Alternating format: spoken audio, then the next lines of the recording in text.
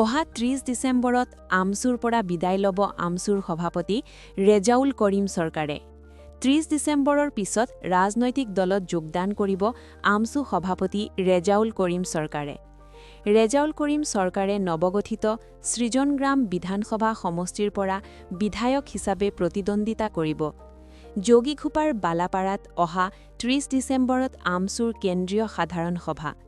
যোগীঘোপাৰ বালাপাৰাত কেন্দ্ৰীয় সাধাৰণ সভাৰ আজি লাইখুঁটা স্থাপন কৰে আমছুৰ সভাপতি ৰেজাউল কৰিম চৰকাৰে।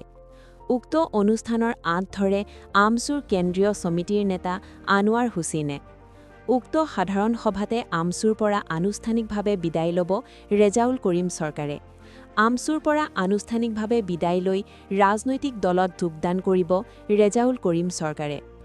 আজি সদস্য সংখ্যালঘু ছাত্ৰ ইউনিয়নৰ কেন্দ্ৰীয় সাধাৰণ সভা অহা ৩০ তাৰিখে অনুষ্ঠিত হ'ব আৰু তাৰ প্ৰথম কাৰ্য হিচাপে আমি আজি লাইখুঁটা স্থাপন কৰিলোঁ।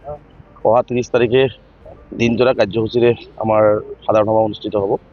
গতিকে সকলো ৰাইজৰ সহায় সহযোগিতা কামনা কৰিছোঁ আৰু খুব আটকধুনীয়াকৈ আমি আমাৰ অভ্যৰ্থনা সমিতিৰ জৰিয়তে স্থানীয় ৰাইজৰ সহযোগত আমি আটকধুনীয়াকৈ এদিনীয়া কাৰ্যসূচীৰে আমি সাধাৰণ সভা অনুষ্ঠিত কৰিবলৈ আমি চেষ্টা অব্যাহত ৰাখিছোঁ আৰু আশা কৰিছোঁ অসমৰ বিভিন্ন প্ৰান্তৰ জিলা সমিতি আহিব, ৰাইজ আহিব, আহি পেলাই এই আমাৰ কেন্দ্ৰীয় সাধাৰণ সভা সভাত উপস্থিত থাকিব আৰু আমাৰ কেন্দ্ৰীয় সাধাৰণ সভাখন সাফল্যমণ্ডিত কৰিব।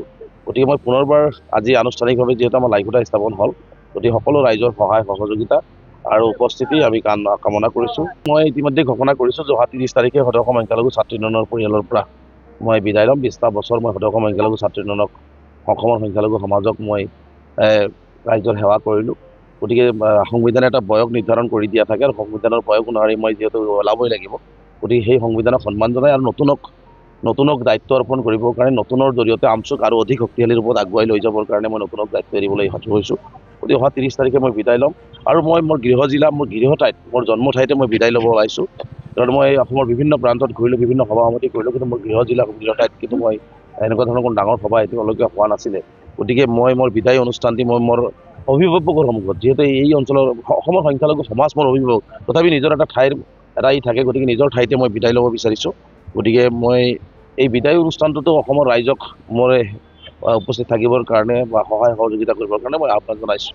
ৰাজনৈতিকভাৱে মই এতিয়ালৈকে কোনো ধৰণৰ সিদ্ধান্ত ৩০ তাৰিখে মই ৩০ তাৰিখে বিদায় ল'ম। বিদায় লোৱাৰ পিছত মই নিশ্চিতভাৱে অসমৰ সংখ্যালঘু ৰাইজ, যিহেতু আমছুৰ অভিভাৱক, মোৰ ব্যক্তিগত অভিভাৱক, শুভাকাংক্ষীসকল আছে, সাংবাদিক বন্ধুসকল আছে, গতিকে ৩০ তাৰিখে মই বিদায় লোৱাৰ পিছত মোৰ পৰৱৰ্তী ৰণকৌশল কি হ'ব, মই যিহেতু সংখ্যালঘু ৰাইজৰ বাবে কথা কৈছোঁ, মই যিহেতু সংখ্যালঘু ৰাইজৰ বাবে আন্দোলন কৰিছোঁ, এই কথা কোৱা আন্দোলন কৰাৰ ধাৰাটো অব্যাহত ৰাখিবৰ কাৰণে মই সংখ্যালঘু ৰাইজক কেনেকৈ নেতৃত্ব দিলে মই সংখ্যালঘু ৰাইজৰ সমস্যাখিনি সমাধান কৰাৰ ক্ষেত্ৰত অলপ হ'লেও সহায় হ'ব।